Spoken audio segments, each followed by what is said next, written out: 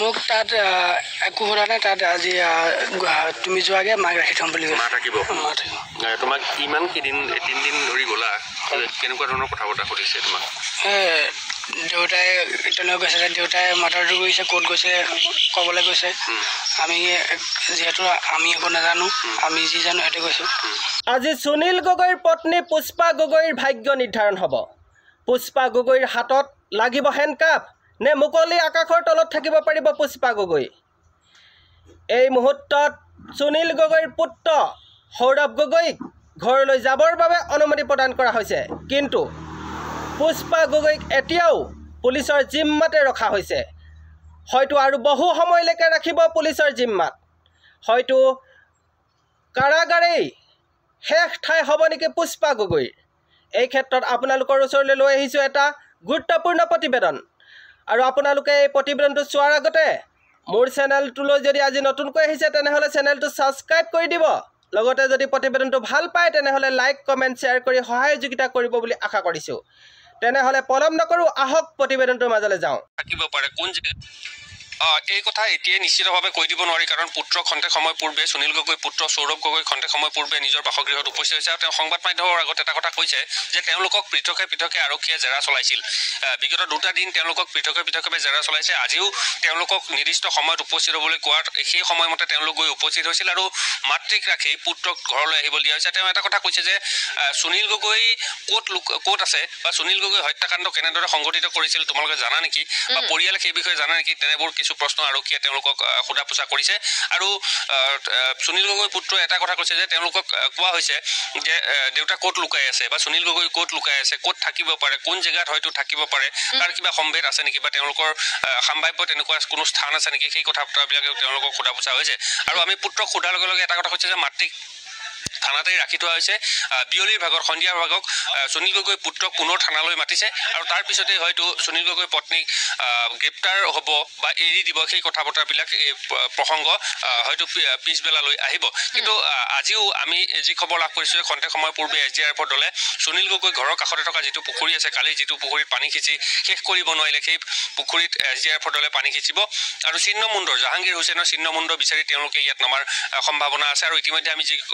খবৰ লাভ কৰিছোঁ যে ঢকুৱাখানাৰ পৰা দলটো ইতিমধ্যে সুনীল গগৈ বাসগৃহলৈ ৰাওনা হৈছে হয়তো খন্তেক সময়ৰ পিছতে ইয়াত আহি উপস্থিত হ'ব কিন্তু মূল কথাটো হৈছে সুনীল গগৈ ক'ত আছে সেই কথা পৰিয়ালৰ পৰাও বৰ্তমান আৰক্ষীয়ে জ্ঞাত হোৱা নাই সেয়েহে লখিমপুৰ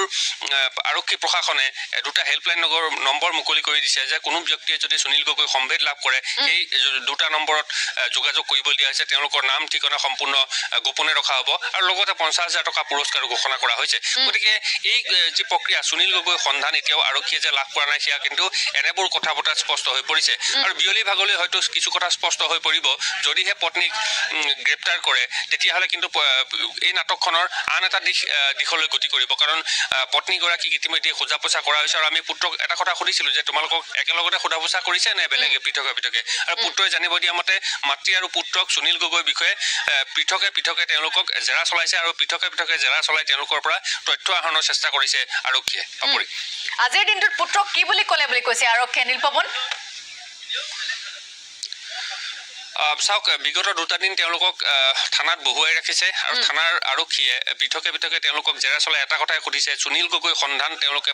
পাইছে নেকি বা সুনীল গগৈৰ সৈতে তেওঁলোকৰ যোগাযোগ হৈছে নেকি বা সুনীল গগৈ ক'ত আত্মগোপন কৰি থাকিব পাৰে এনেকুৱা কোনো নিৰ্দিষ্ট স্থান থাকিব পাৰে নেকি তেনেকেবোৰ কথা তেওঁলোকক সোধা পোছা কৰিছে আৰু সেই কথা সোধা পোছাৰ অন্তত আজিৰ দিনটোত কিন্তু পুৱাৰ ভাগত যেতিয়া পত্নী আৰু পুত্ৰ উপস্থিত হৈছিলে পত্নীক থানাত ৰাখি পুত্ৰক আহিবলৈ দিয়া হৈছে আৰু তেওঁ কৈছে যে বিয়লিৰ ভাগলৈ মোক পুনৰ মাতিছে হয়তো সুনীল গগৈ পত্নীক আকৌ ঘৰলৈ আহিবলৈ দিব পাৰে বা সুনীল গগৈ পত্নী গ্ৰেপ্তাৰ হ'ব পাৰে এই 2টা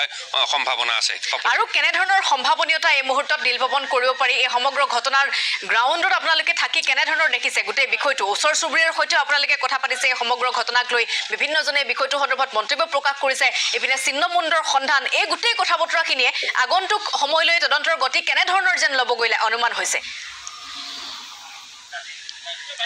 চাওক এতিয়াও ছিন্নমুণ্ডৰ সন্ধান কোনো ধৰণে লাভ কৰা নাই আৰক্ষীয়ে, কাৰণ আৰক্ষীয়ে সন্দেহবশত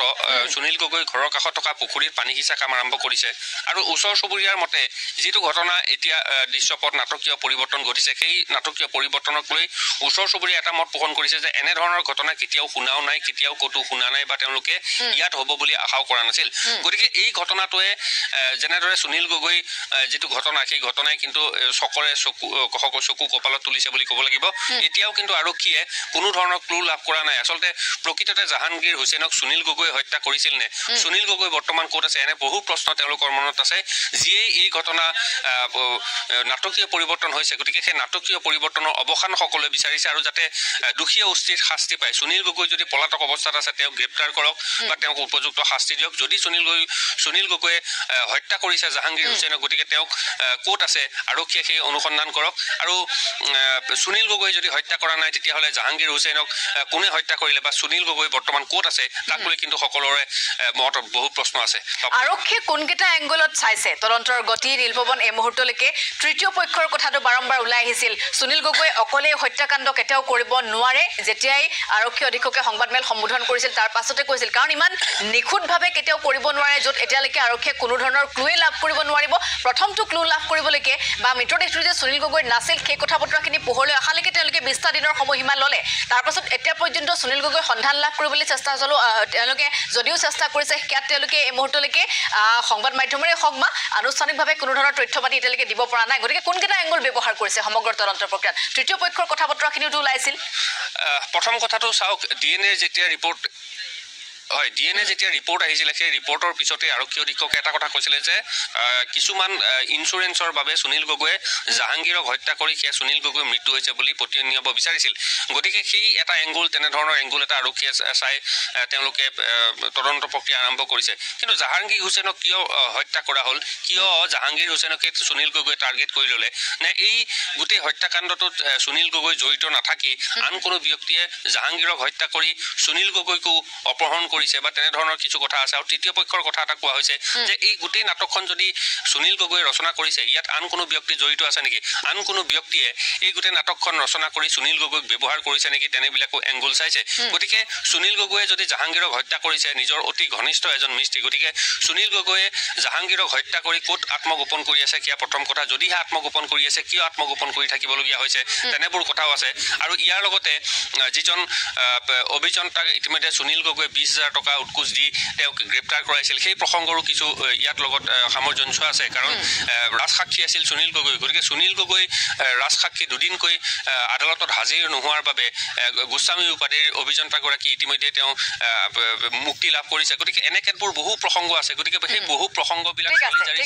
নীল, আজিৰ দিনটোৰ তদন্তৰ গতি কেনেধৰণৰ হ'ব আমি প্ৰতি মুহূৰ্তৰ আপডেট আপোনাৰ জৰিয়তে দৰ্শকসকলকো জনাই যাবলৈ চেষ্টা কৰিম। আৰক্ষীয়ে কেনেধৰণে আগবঢ়ায় সমগ্ৰ তদন্ত প্ৰক্ৰিয়া সেয়া লক্ষণীয় হ'ব। আৰু পত্নীক যিহেতুকৈ গ্ৰেপ্তাৰ এটা প্ৰসংগ উত্থাপন হৈছে, গতিকে আৰক্ষীয়ে এই সন্দৰ্ভত আৰু কি তথ্য লাভ কৰে সেয়াও লক্ষণীয় হ'ব। আপোনাৰ জৰিয়তে আমি জনাই যাবলৈ চেষ্টা কৰিম।